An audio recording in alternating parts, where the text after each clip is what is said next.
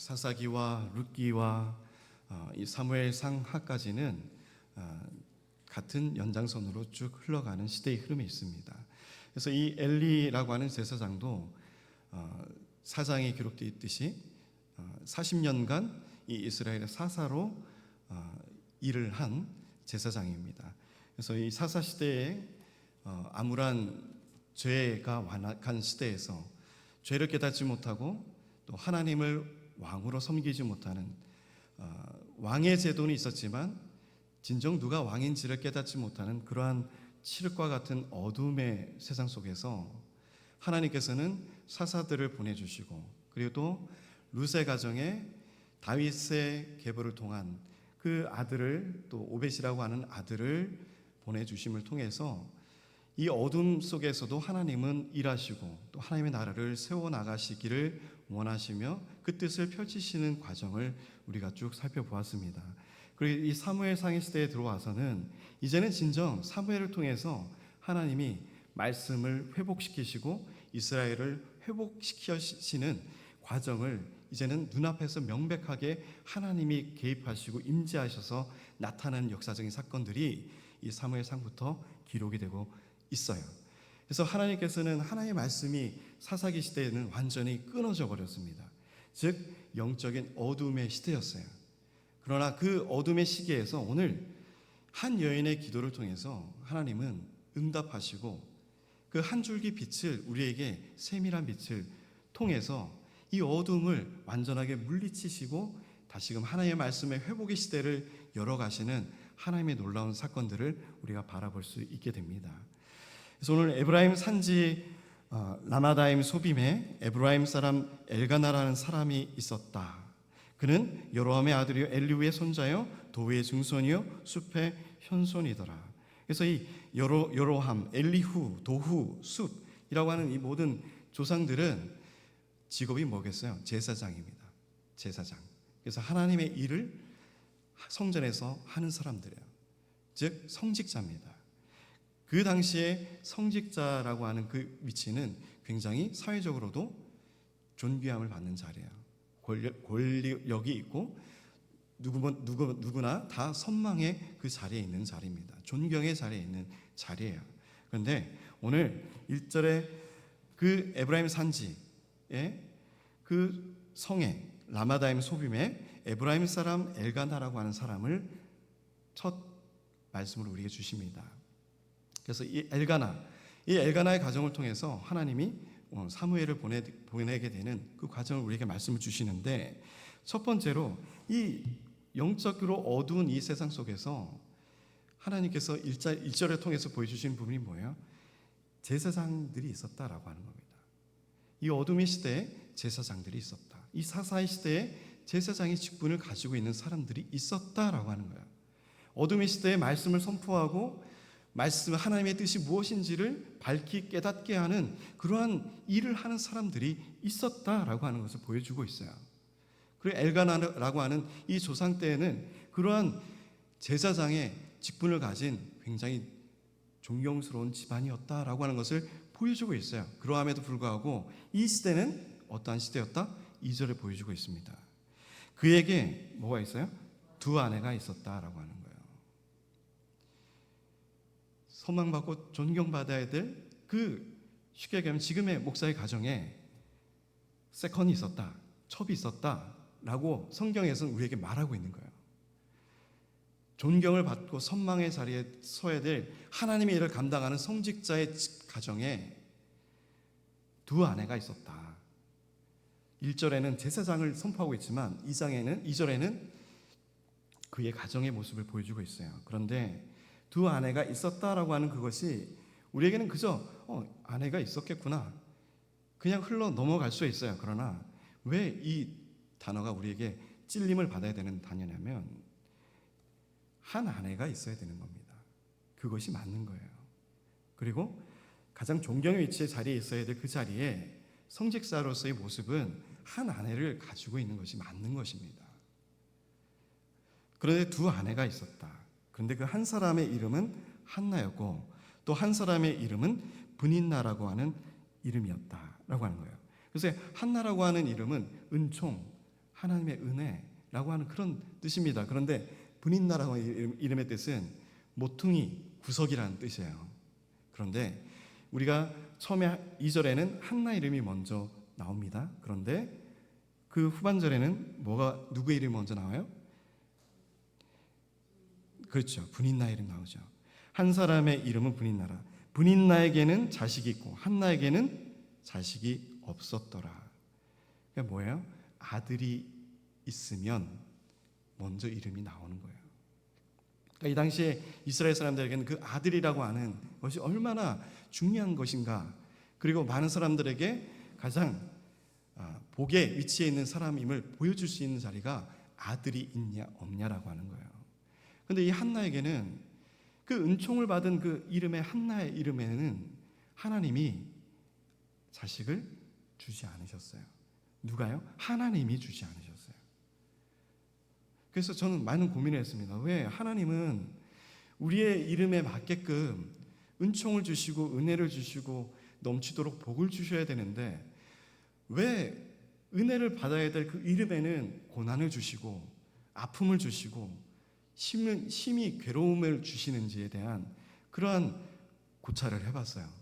왜일까요? 하나님, 왜 우리에게는 그리스도인이라고 하는 이름을 주시면서 왜 우리의 삶 속에서는 이러한 고통과 고난을 주시고 아픔을 주시는 걸까요? 왜 남들이 감당하지 못할, 이겨낼 수 없는 그러한 아픔을 주셔서 하나님을 찬양하며 기뻐해야 되는 삶 속에서 왜 이런 고난을 우리에게 주시는 겁니까? 그런데 이 고난을 통해서 한나는 무엇을 했어요? 우리가 성경 말씀 쭉 읽어봤지만 성전에 올라가서 매일 날마다 뭘 했어요? 기도를 하게 된 거예요. 그러니까 하나님은 우리에게 지금 영적인 어두움에 갇혀져 있고 하나님과 괴리된 이러한 영적인 상태에서 하나님은 우리에게 왜 괴로움을 주시는가? 이 이스라엘 사람들에게 왜 괴로움을 주시는가? 하나님이 계속 우리를 원하고 계시는 거예요. 부르시는 거예요. 우리의 음성을 듣기를 원하시고 우리의 간구를 듣기를 원하시고 우리와 함께 하시길 원하시는 하나님이 우리를 지금도 부르고 계시다라고 하는 그 음성을 들으시는 우리 성도님들이 되시기 바랍니다. 한나에게는 자식이 없었어요. 그런데 이 브닌나, 이 모퉁이 구석이라고 하는 이름을 가진 이 두 번째 아내인 브닌나에게는 아들이 있었다라고 하는 것이 오늘 우리에게 주는 첫 번째 모습입니다. 그래서 이 사람이 3절에 보면 이 사람이 매년 자기 성읍에서 나와서 실로에 올라가서 만군의 여호와께 예배하며 제사를 드렸는데, 여기서 예배하며 제사와 이게 두 가지의 단어가 다르게 나왔죠. 그러니까 예배는 우리가 제사를 예배라고 또 표현하기도 하지만 오늘 말씀에는 예배하고 또 제사하고라고 다시 두 단어가 따로 분별되어서 나와요. 그래서 이 예배하면은 여호와께 예배하다라고 하는 것은 이 예배하다는 뜻은 엎드려진다라고 하는 뜻입니다. 원어적인 뜻은 엎드려지다, 자복하다, 완전히 하나님 앞에 무릎 꿇다라고 하는 그런 뜻이에요. 그래서 그 다음에 나오는 제사를 드렸다라고 이 제사는 피의 제사를 의미하는 것입니다. 그러니까 이 당시에는 하나님께 예배드리고 제사 드리는 이 모습이 우리는 예배를 통해서 하나의 단어로 함축이 되었어요. 그러나 우리 예배 안에서는 무엇이 빠져 있냐면 오늘날에 우리가 엎드려지고 자복하고 회개하고 엎드려지는 건 돼요. 그러나 그 안에 예배 안에서 그리스도의 보혈의 피에 대한 감격과 감사와 은혜가 상실되어진 것이 우리의 예배의 모습이 되었다라고 하는 거예요. 하나님께서는 무엇을 원하세요? 피의 제사를 원하세요.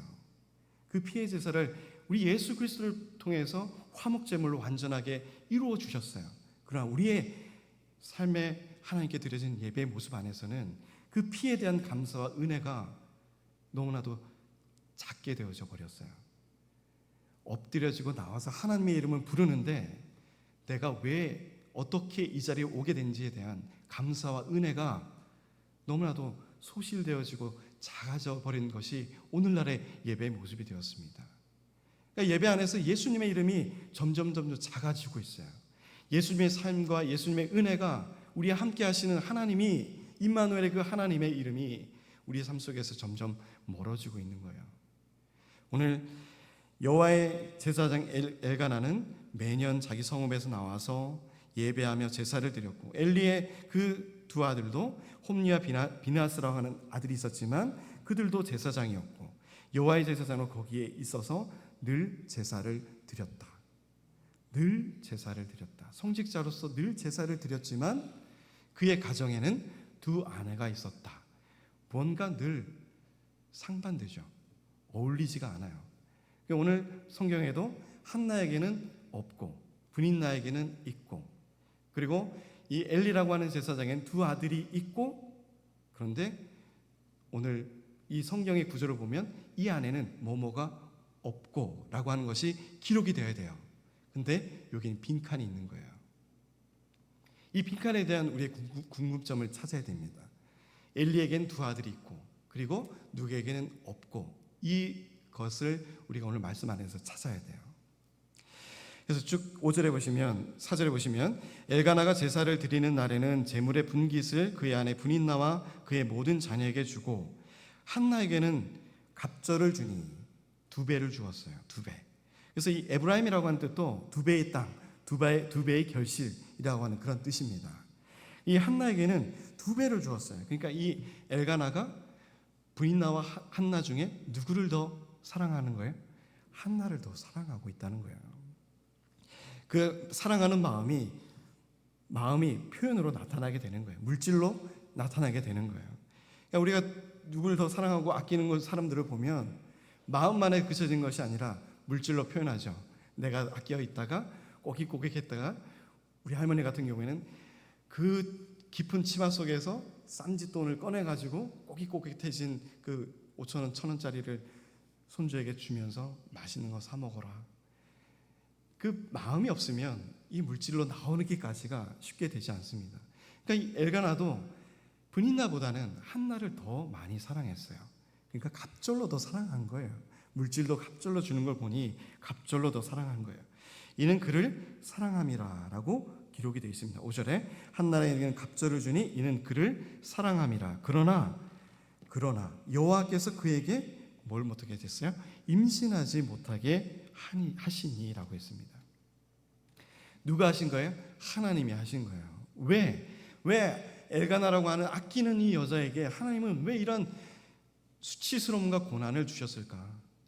첩인 이 브닌나에게는 수많은 자녀가 있고 자기에게는 아들조차도 없는 이러한 수치와 모멸감을 하나님께서는 왜 주셨을까라고 하는 거예요. 그래서 우리 한나의 기도를 통해서 한나의 기도를 통해서 우리는 아들을 얻었다. 우리는 여기에만 주목하고 있지만 한나가 왜 기도하게 되었는가에 대한 것에 우리가 주목을 해야 되는 것이에요. 하나님은 왜 우리를 기도하게 만드실까? 하나님은 왜 우리에게 하나님의 이름을 부르도록 우리에게 만드실까? 우리의 삶을 통해서 고난이 없다면, 힘듦이 없고 아픔이 없다면 우리는 결코 하나님을 찾을 만한 사람들이 아니에요. 저도 마찬가지입니다. 평안한 길만 있고 기쁘는 길만 있고 배부른 길만 있으면 저도 하나님을 찾지 않고 새벽에 나와서 기도하지 않고 배고픔에 하나님의 이름을 부르짖지 않을 거예요. 그러한 영적인 연약함과 그런 습성들이 우리 몸에 배어있기 때문에 하나님은 우리에게 자극을 주시는 거예요. 하나님의 역사를 이루어나가시기 위한 그 사람을 하나님께서 택하시고 그에게 시련을 주시고 고난을 주시고 아무도 겪지 않는 수치와 모멸감을 주시면서까지 그를 하나님의 전으로 인도하시는 거예요. 그를 입술을 통해서 하나님을 찾고 하나님을 다시금 부르짖고 하나님만이 나의 태문을 열 수 있는 분이라는 것을 다시금 하나님께 고백하는 시간을 갖게 하는 거예요. 우리는 그러한 시간이 없어요. 새벽에는 너무나도 고요한 새벽의 시간이 되었습니다. 부르짖음이 없는 새벽의 시간이 되었어요. 하나님은 새벽을 깨우라고 하지만 우리는 잠들어 있어요. 그리고 외치지도 않고 부르짖지도 않고 엎드려 자복하지도 않고 회개하지도 않고 피의 제사를 감사함으로 하나님께 드려지지도 않고 나를 희생제물로 하나님 앞에 내려놓는 그러한 예배가, 기도가 사라진 지가 오래입니다. 하나님은 우리에게 복을 주시기를 원하시지만 그 복 주시기 전에 복을 마땅히 받을 자로서 우리를 부르시기를 먼저 원하시고 계시는 것을 바라보시는 성도님들이 되시기 바랍니다. 우리의 기도가 음성이 필요할 때 하나님이 듣고 싶은 것은, 보고 싶은 것은 기도하며 자복하며 울며 회복을 원하는 엎드려진 성도의 모습입니다. 부유해서 물질로서 하나님께 영광 돌리고 그것도 좋아요. 하나님의 주신 복을 감당하면서 감사하면서 하나님께 드려지는 것 좋아요. 그러나 매년 매일매일 우리는 하나님 앞에 나아가야 됩니다.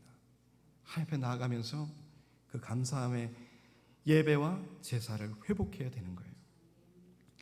하나님께서는 이 한나에게 임신하지 못하게 하셨음을 또 6절에 말씀하고 있습니다. 여호와께서 그에게 임신하지 못하게 하심으로 더불어 되풀이하고 있어요. 2번이나 하나님께서 그렇게 하셨다라는 거예요. 우리는 그렇게 알고 있어야 돼요. 하나님께서 우리에게 고난을 주신다. 하나님께서 우리에게 아픔을 주신다. 하나님께서 우리에게 연단을 주신다.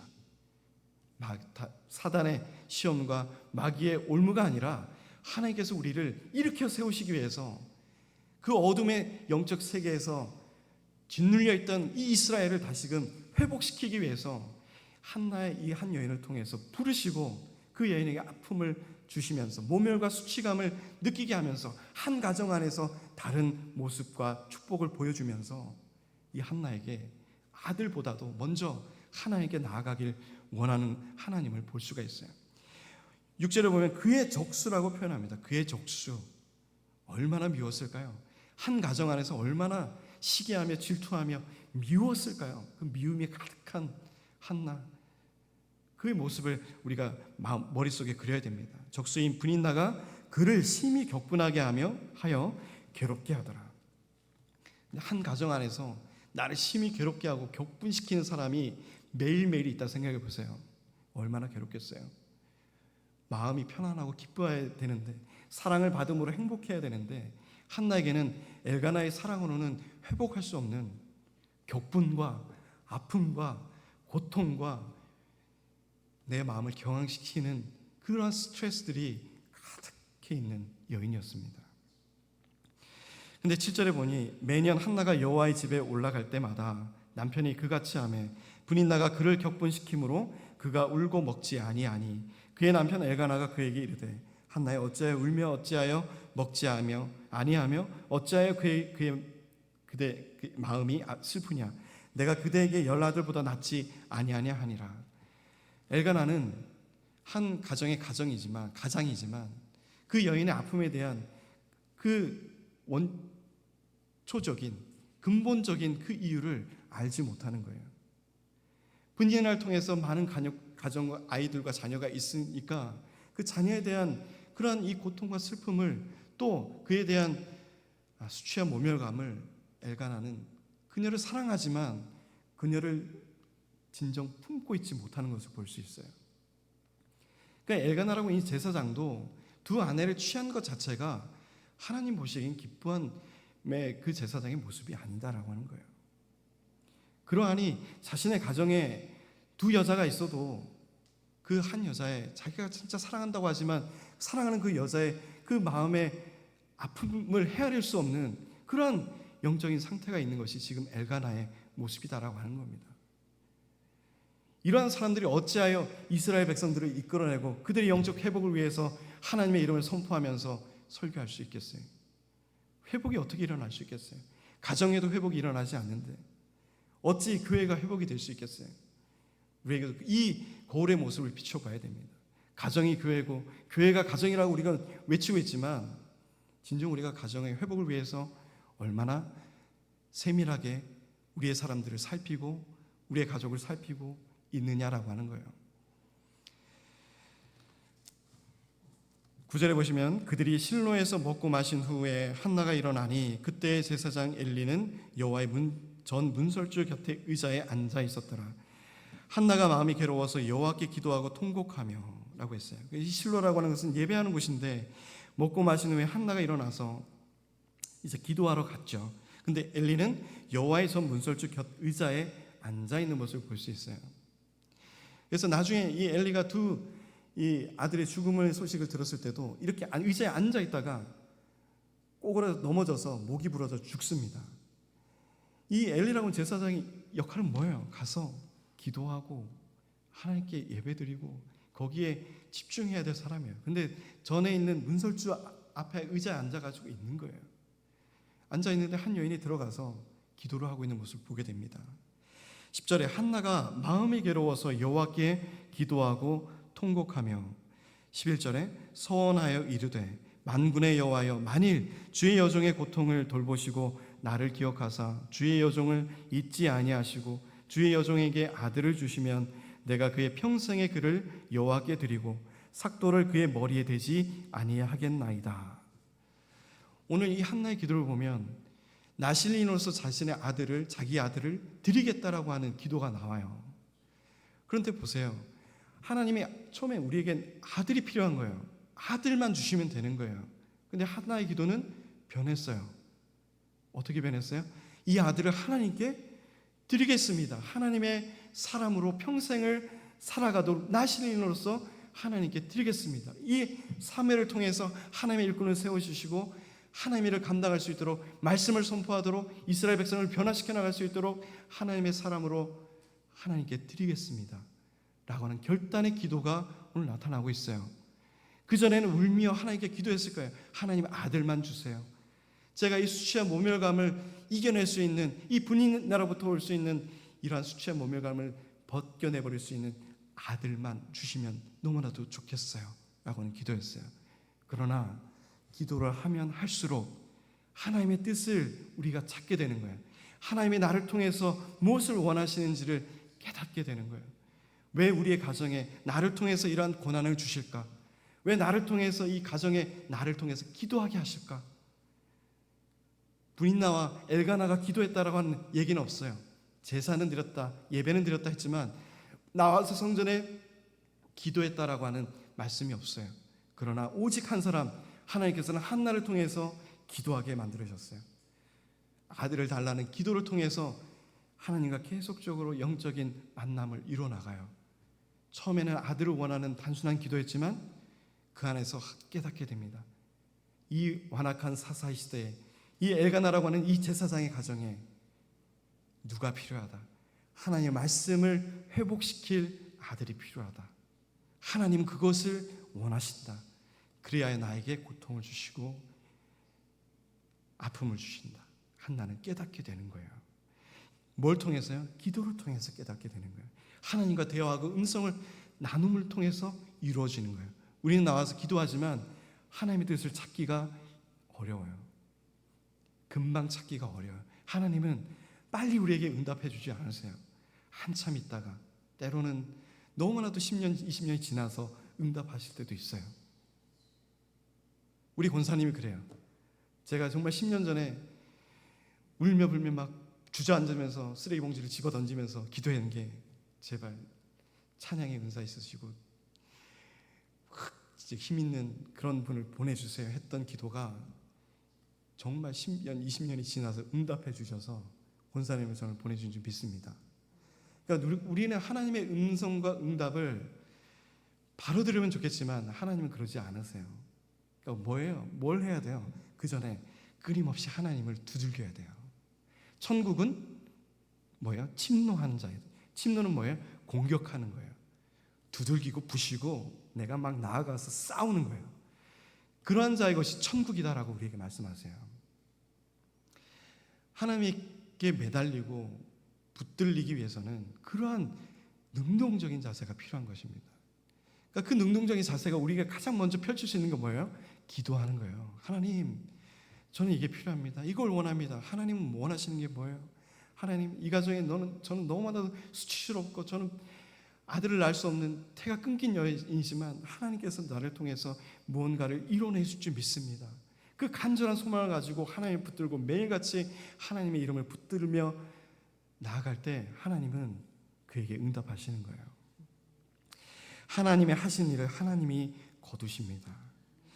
그리고 10절에 보시면 한나가 마음이 괴로워서 여호와께 기도하며 통곡하여 소원하되 만군의 여호와여, 만일 주의 여종의 고통을 돌보시고 나를 기억하사 주의 여종을 잊지 아니하시고, 얼마나 세밀한 기도가 되어요.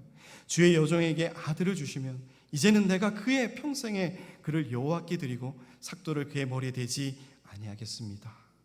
이제는 내 아들이 하나님의 영광을 위해서 쓰임 받는 그곳에, 찬양하는 곳에 이 기도가 영역이 넓어지게 되는 거예요.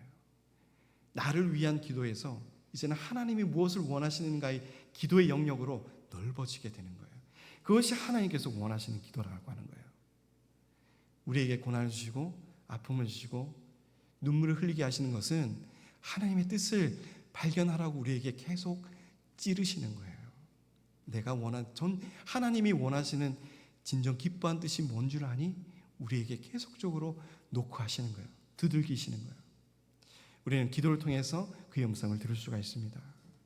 12절에 그가 여호와 앞에 오래 기도하는 동안 엘리가 그의 입을 주목한즉 한나가 속으로 말하며 입술만 움직이고 음성은 들리지 아니하므로 엘리는 그가 어땠어요? 취한 줄로 생각한지라. 성전에 아무리 머물러 있어도 영적으로 닫혀 있으면 아픔을 가지고 슬픔으로 눈물 흘리는 성도의 그 음성을 들어도 그것이 그냥 술 취함으로 보여지는 엘리의 모습, 제사장의 모습을 볼 수 있는 거예요. 이 당시가 이랬다라고 하는 겁니다. 성도의 아픔을 돌보고 살피고 그와 함께 통회하며 울며 그의 아픔을 감싸주어야 될 엘리는 그의 통회하는, 눈물 흘리는, 통곡하는 기도를 매일매일 보면서도 그가 오늘 왔을 때 그녀의 모습은 그냥 술 취해서 주절주절거리는 모습으로, 술 취한 여인으로, 악한 여인으로만 보여졌던 거예요. 이 시대의 사사의 시대와 이 시대가 무엇이 다르겠습니까? 우리가 하나님 앞에 드려지는 기도자의 모습과 그 기도자를 바라보면서 살펴보는 우리 주변의 사람들의 모습 속에서 무엇이 다르겠어요? 이 모습과도 너무나 같은 거예요. 우리는 하나님께서 하나 되길 원하는 것을 알 수 있습니다. 교회가 하나 되길 원하세요. 한 마음이 되길 원하세요. 흩어져라, 나눠져라, 이것은 복음을 전할 때입니다. 디아스포라라고 하는 흩어짐은 하나님의 주의 복음을 이뤄내기 위한 하나님의 역사를 통해서이지, 하나님의 세워지는 이 교회 안에서는 하나 되고 한 마음이 되길 원하시는 것이 하나님의 뜻이에요. 결코 나누어져라, 편을 가라, 내 마음이 편한 사람들만 같이 해서 움직여라, 이렇게 하는 것이 교회가 아니라는 것이에요. 한 마음에 대해서 하나가 되어서 머리 대신 예수 그리스도를 존귀케 만드는 것이 우리의 역할입니다. 그리하여 부르신 자들이 교회입니다라고 하는, 에클레시아라고 하는 부르심 받은 자들입니다라고 하는 그 뜻을 우리가 알아야 된다는 거예요. 우리는 늘 섬김의 자리입니다. 봉사하는 자리입니다. 집사, 권사, 권찰, 장로, 목사도 마찬가지지만 다 섬김의 자리예요. 섬김의 대상이 아니라 섬김의 자리인 거예요. 누구를 섬겨야 될까? 와서 내가 누구를 섬겨야 될까? 눈을 부르키고 바라봐야 될 곳이 교회라고 하는 것이에요. 높아지려고 하면 섬기고 낮아지셔야 돼요. 내가 존경받으려면 내가 막 노력해서 되는 게 존경이 아니에요. 권위가 생기는 게 아니에요. 내가 낮아지면 낮아질수록, 내가 섬기면 섬길수록, 내가 희생하면 희생할수록 교회에서나 세상에서나 나를 볼 때 존경이 마음속에서, 권위가 자연스럽게 생겨나는 겁니다. 그걸 원한다고 생기는 것이 아니에요. 강요한다고 생겨나는 것이 아니에요. 그가 여호와 앞에 오래 기도하는 동안에 12절에 그의 입을 주목한즉 한나가 속으로 말하며 입술만 움직이고 음성은 들리지 아니하므로 엘리는 그가 취한 줄로 생각한지라. 엘리가 그에게 이르되 내가 언제까지 취하였겠느냐, 포도주를 끊으라 하니 한나가 대답하여 이르되, 이 말을 들었을 때 얼마나 아픔이 있을까요? 저는 지금 아들이 없어서 교회 나와서 매일 눈물 흘리면서 기도하고 있는데 그 여자 보고 너 술 먹고 왔냐? 취했냐? 이렇게 그 음성을 들었으면, 제가 만약에 그 얘기를 했으면 이분은 진짜 시험 들어가지고 뭐 이런 교회가 있어 하면서 다시는 안 왔을 거예요. 근데 한나는 어떻게 했어요? 대답하여 이르되 내 주여, 내 주여, 그렇지 않습니다. 아니합니다. 나는 마음이 슬픈 여자입니다. 포도주나 독주를 마신 것이 아니고 여호와 앞에 내 심정을 통한 것뿐이옵니다. 내 심정이라고 하는 것은 네피시하고 내 영혼, 내 생명이라고 하는 뜻이에요. 그리고 통하였다라고 하는 것은 모든 것을 쏟아내었다라고 하는 뜻입니다. 사무엘상 7장 6절에 기록된 것처럼 미스바에서 사무엘이 모든 이스라엘 백성들을 불러서 물을 쏟아 부었다 했을 때 그 부었다라고 하는 뜻이에요. 그래서 내 영혼을 쏟아 부은 같이 하나님을 만나고 통회하면서 기도하는 그런 것뿐이었습니다라고 하는 거예요. 이 여인의 고백에서 하나님 앞에서 내 모든 것을 쏟아내는 것, 내 생명을 다해서 쏟아내는 것, 이 여인이 한 모습이에요. 나는 그것밖에 하지 않았어요. 그러나 그 모습이 엘리가 보기에는, 영적인 어둠에 가려져 있는 엘리가 보기에는 술 취한 모습으로밖에 보이지가 않는 거예요. 악한 여인의 모습으로밖에 보이지가 않는 거예요.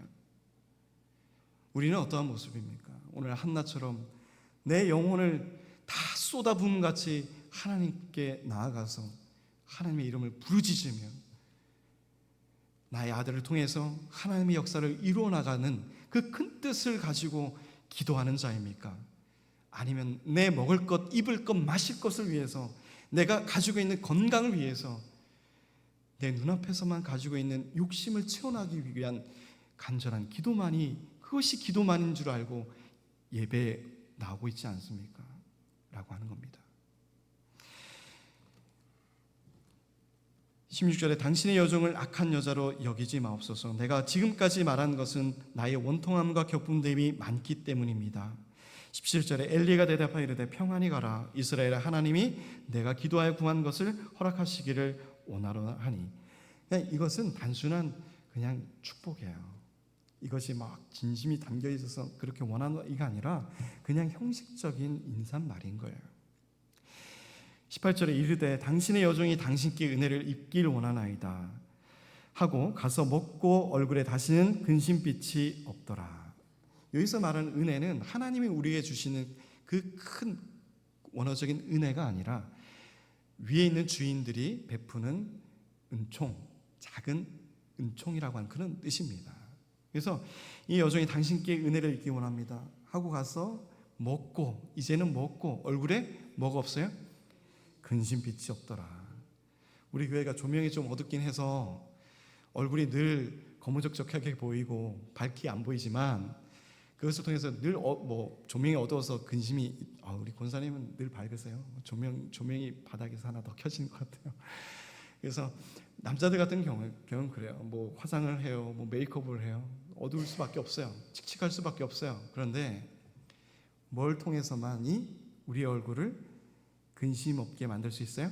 기도를 통해서, 하나님의 음성을 들음을 통해서, 그 응답의 확신을 통해서 우리 마음에 먹고 마심과 즐거움이 나타나며 그걸 통해서 우리의 얼굴에 근심이 사라지는 거예요. 우리가 기도하지 않으면서 내 얼굴이 어떻게 햇빛같이 빛날 수가 있겠습니까? 어떻게 하나님의 은혜를 내 삶에 체험하지 못하면서 어떻게 하나님 앞에서 우리가 햇빛같이 빛나면서 내 얼굴은 하나님의 은혜로 감격하고 날마다 기뻐해요. 그 기쁨의 얼굴이 나타날 수 있겠어요? 매일매일의 그 감사함과 기쁨이, 고백이 이루어지지 않는데 어떻게 매일 우리가 얼굴이 화평하고 기쁠 수가 있겠어요? 우리는 그러한 어그러짐의 잘못된 방식 위에서 살아가고 있는 줄 모릅니다. 오늘 하나님은 우리에게 말씀하고 있어요. 애통하는 자에게는 복이 있나니 그를 긍휼히 여기실 것입니다. 우리는 애통해야 되는 영이 필요합니다. 지금 이 죄가 완악한 이 시대에 우리를 하나님께서 지금 이 예배에 앉히시고 예수님의 희생제물로 우리의 모든 죄가 깨끗이 씻겨지시고 아들로 삼아주신 그 이유와 목적과 우리 통해서 하실 일이 무엇인지에 대한 그 기도가 이루어져야 돼요. 우리 교회를 통해서 하나님이 무엇을 계획하시고 무슨 뜻을 이루어 나가실까라고 하는 그러한 기대와 그런 마음의 간절함이 우리에게 나타나야 돼요. 우리끼리 잘 먹고 잘 살고 놀러가고 행복하자, 이것이 하나님께서 원하시는 것이 아닌 줄 믿습니다. 하나님 우리를 그 광야의 땅에서, 아무도 지나지 않는 그 광야의 땅에서, 그 뜨거운 땅에서 이끌어내시고 정말 가나안 땅과 같은 이곳에 교회를 세워주시고 이렇게 아름다운 성도들을 불러 모으셔서 하나님이 무엇을 하려고 하실 것인가 라고 하는 그 기대와 목표를 우리가 바라봐야 되는 거예요. 하나님이 행하는 것을 우리는 바라봐야 됩니다. 그 안에 먼저 우리는 하나님께 기도해야 돼요. 한나와 같이 엎드리고 애통하며 기도해야 돼요. 하나님이 주시는 고통과 연단이 없다라고 하면 그것에도 감사하면서 나와서 기도하셔야 돼요. 새벽을 깨우시는 자들이 되셔야 됩니다. 저도 피곤하고 지칠 때는 정말 일어나기 싫을 때가 있어요. 그런데 나이가 드니까, 점점 나이가 드니까 알람이 울리기도 전에 또 눈이 떠지더라고요. 정말 20대, 30대 전도사 때, 강도사 때는 정말 땅에 막 본드를 붙여놓은 것처럼, 접착제를 붙여놓은 것처럼 또 일어나지가 않는 거예요. 그런데 이제 50을 조금 앞두고 있다 보니 그냥 눈이 떠지더라고요. 그러면서 자전거 타고 와서 이제 막 기도하고 가요. 뭐 짧은 시간이지만 그 짧은 시간을 통해서도 하나님의 그 뜻이 무엇인지를 우리에게 보여줄 줄 믿습니다. 우리는 기도하는 자가 되어야 돼요. 하나님 앞에 그것이 마땅한 성도의 모습이에요. 하나님이 그런 자에게 복을 주시고 태문을 열어주시고 은혜를 주시고 마음속의 근심을 덜어내 주실 줄 믿습니다.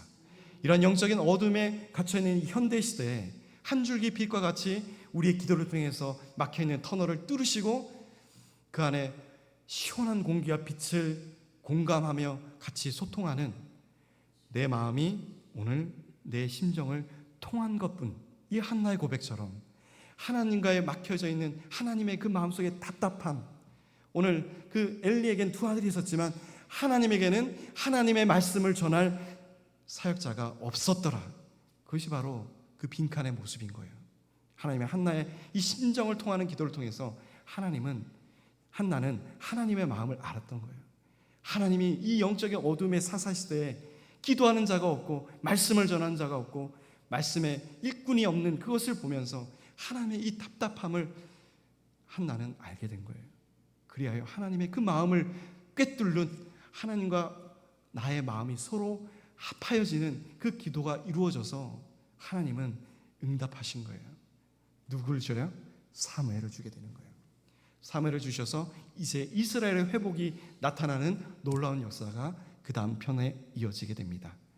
다음 편도 기대하시면서 수협에 더욱더 많이 참여해 주시고 말씀으로 함께 은혜 나누시며 하나님의 그 좋으시고 기쁘신 뜻을 함께 누리시며 나아갈 수 있는 우리 모두가 되시기를 주님의 이름으로 축복드립니다.